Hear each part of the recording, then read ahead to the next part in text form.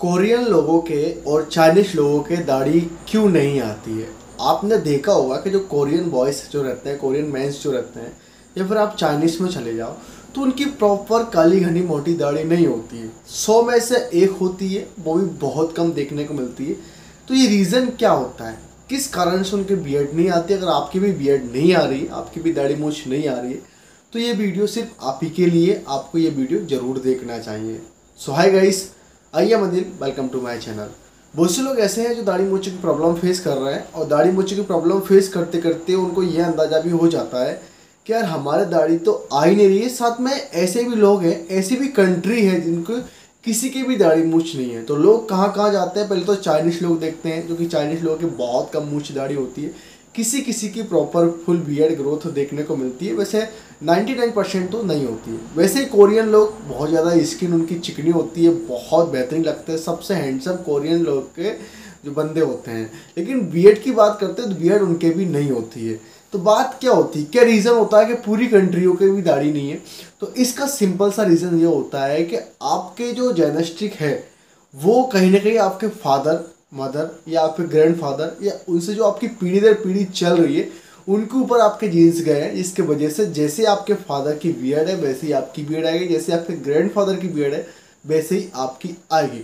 इसको आप generation wise बोल सकते हैं, यानी जो आपकी जनरेशन चलती आ रही है उसके अकॉर्डिंग ही आपका पूरा बॉडी शेप चलेगा। तो आप यानी जेनेटिक प्रॉब्लम में हो, यानी आपके जीन्स आपके फादर मदर पे या ग्रैंडफादर पे इन सब पे गए हैं।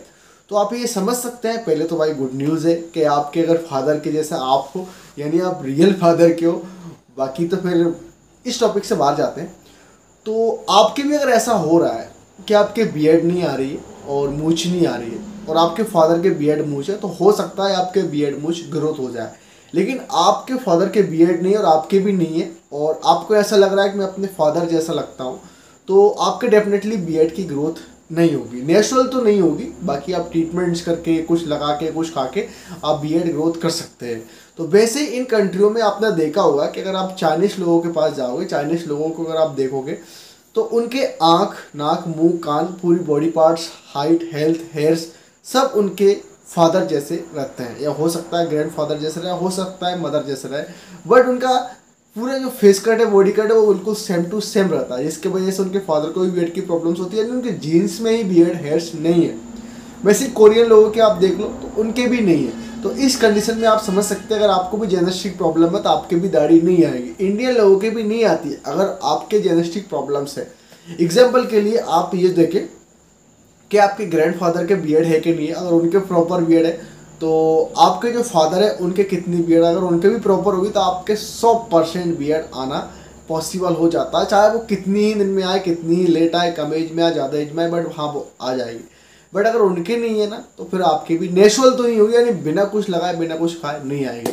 तो इसके लिए आप कैसे बियर्ड ग्रोथ कर सकते हैं, इसके लिए देखो आपको एक तो हार्ड वर्क करना है, यानी वर्कआउट काफ़ी ज़्यादा करना है। वर्कआउट करने से क्या होता है, आपकी बॉडी मसल्स ग्रोथ होती है, साथ में आपका ब्लड सर्कुलेशन इंक्रीज होता है, साथ में आपके बॉडी के टेस्टोस्टेरोन हार्मोन लेवल काफ़ी इंक्रीज होता है, जिसके बाद से आपके हेयर्स की ग्रोथ होने के चांसेस काफ़ी ज़्यादा बढ़ जाते हैं।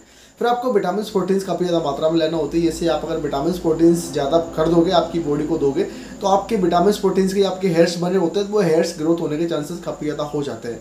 मेन होता है आपकी बॉडी में टेस्टोस्टेरोन हार्मोन लेवल कितने हैं, अगर वो बैलेंस है तो दाढ़ी आने से कोई भी नहीं रोक सकता। ये बात आपको समझनी है, बाकी सब कुछ साइंस कुछ भी नहीं इसमें। आप सिर्फ ये बात समझ सकते हैं, इससे कि भाई पुराने प्राचीन काल कि जो लोग बोलते आ रहे हैं, तू अपने पापा पे गया है, अपने बाप पे गया, अपने दादा पे गया है, उस कंडीशन में आप इसको समझ सकते हैं। तो जो दाढ़ी नहीं आने की 2 या 3 प्रॉब्लम्स होती है। पहली प्रॉब्लम्स होती है जेनेटिक प्रॉब्लम्स, अगर आपको जेनेटिक प्रॉब्लम्स है तो आपकी दाढ़ी नहीं आएगी। सेकंड प्रॉब्लम्स होती है आपके टेस्टोस्टेरोन हार्मोन लेवल कम हो जाना, उसके वजह से नहीं आती। थर्ड प्रॉब्लम होती है आपका फेस का ब्लड का सर्कुलेशन बहुत ही ज़्यादा कम हो जाना, जिसके बाद से आपकी दाढ़ी मूछ ग्रोथ नहीं करती है। इन 3 प्रॉब्लम्स के अलावा और कोई सी भी प्रॉब्लम्स बाहर की नहीं है। यही 3 प्रॉब्लम्स, अगर आप इन तीनों पर वर्क कर लें, या तो आप लगाने वाले ट्रीटमेंट्स कर लें, तो आपके बाहर का जो ब्लड सर्कुलेशन अगर वो कम हो रहा है वो ज़्यादा होने लग जाएगा, या फिर आप खाने वाले ट्रीटमेंट्स चालू कर दें, टैबलेट, कैप्सूल, मेडिसिन वगैरह जो भी आप लगाना चाहते हैं, खाना चाहते हैं, तो उससे आपकी बॉडी के टेस्टोस्टेरोन हार्मोन लेवल इंक्रीज होंगे। यहाँ पे 2 प्रॉब्लम्स होंगे। आपको जब पता चल जाएगा मुझे जेनेटिक प्रॉब्लम्स है, तो उस कंडीशन में जैसे मैंने आपको बताया, वर्कआउट, डाइट, सप्लीमेंट्स, ये सब आप ऐड कर दें। दाढ़ी उगाने में कुछ नहीं है, अगर आप उसको वाकई में सीरियसली लोगे तो आप प्रॉपर तरीके से, जैसे कि अगर मुझे प्रॉब्लम्स है तो मैं आज से ट्रीटमेंट्स करना चालू करूँगा, तो मेरे प्रॉब्लम्स हो सकता है 5 महीने में सॉल्व हो, 10 महीने में सॉल्व हो सकता है 1 साल लग जाए, तो मुझे लंबा समय लग जाएगा। लेकिन अगर आप स्टार्टिंग से ही करना चालू करते हैं, अगर आप जैसे कि आप सोचने समझने वाले हो गए, आप समझदार हो गए, मैच्योर हो गए, तो उस कंडीशन में आप अगर आपकी दाढ़ी की सेविंग करना चालू कर देंगे, आप आपकी दाढ़ी पर ऑयल लगाना चालू कर देंगे, या आप अच्छी फिटनेस पर ध्यान देना चालू कर देंगे, भाई मुझे वर्कआउट करना है, मुझे ये करना है, या फिर आप अच्छी डाइट लेना चालू कर देंगे, तो आपको कोई भी प्रॉब्लम्स नहीं होगी। A to Z आपकी प्रॉब्लम सॉल्व होती चली जाएगी स्टेप बाय स्टेप। जैसे कि मैं खुद फॉलो करता हूँ, जब मुझे वर्कआउट करना होती है, मेरा वर्कआउट का टाइम है कि मैं इतने बजे मेरे को वर्कआउट करना है, इतना बजे मेरे को ये खाना है, उतना बजे मेरे को ये खाना है, और नहाने के बाद मुझे ये लगाना है, सोने से पहले मुझे ये लगाना है, तो एक फिक्स होके चलता है। तब आपकी लाइफ में आपको प्रॉब्लम्स लगती नहीं है कि आपको प्रॉब्लम्स क्या है, क्योंकि वो ऑटोमेटिक सॉल्व होती चली जाती है। और जो आप काम करना चाहते हो, जो आप काम कर रहे हो, वो काम भी आपके होते चले जाते हैं। इतना सा फंडा होता है, बाकी आप इसमें कुछ भी ना घुसाए, साइंस वगैरह कुछ भी ना घुसाए, इतना कुछ मैटर नहीं करता। बट हाँ, आपको एवरीडे कुछ ना कुछ आपकी बियर्ड पर ग्रोथ करने के लिए लगाना चाहिए। और वर्कआउट तो मैं सभी से रिक्वेस्ट कर रहा हूँ आपको, भाई वर्कआउट काफ़ी ज़्यादा करना चाहिए। तो जिस किसी के भी बियर्ड की प्रॉब्लम्स है, या फिर आप ये सोचते हैं कि चाइनीज़, कोरियन, या फिर आपके इंडिया में, अपने इंडिया में बहुत सारे लोग ऐसे हैं जिनकी बियर्ड की प्रॉब्लम्स है, तो वो सारी प्रॉब्लम्स यही होती है, जेनेटिक प्रॉब्लम्स के कारण ये सारी प्रॉब्लम्स होती है। तो अगर आप इसको समझ जाओगे तो आप सारी प्रॉब्लम सॉल्व कर लोगे। हो सकता है आप आपके पेरेंट्स पे गए हो, पेरेंट्स के मतलब आपके फादर पे गए हो सकता है आप माँ पे गए हो, तो माँ पे आप कैसे पता करोगे कि भाई मेरी जो मदर्स हैं उनके बियर्ड नहीं है, उनके हेयर्स नहीं आए, तो आप उनके फादर के जाके देख सकते हैं, या आपके जो नाना जी लगेंगे तो उनके वाकई में बियर्ड है नहीं है, या फिर कैसे, या फिर आपके जो मामा जी लगेंगे उनके बियर्ड है या फिर नहीं है। तो उस कंडीशन में आप पहले खुद को नोटिस कर सकते हैं कि वाकई में जो जेनेटिक प्रॉब्लम्स है वो कैसे क्या काम करती है, कैसे क्या काम नहीं करती है।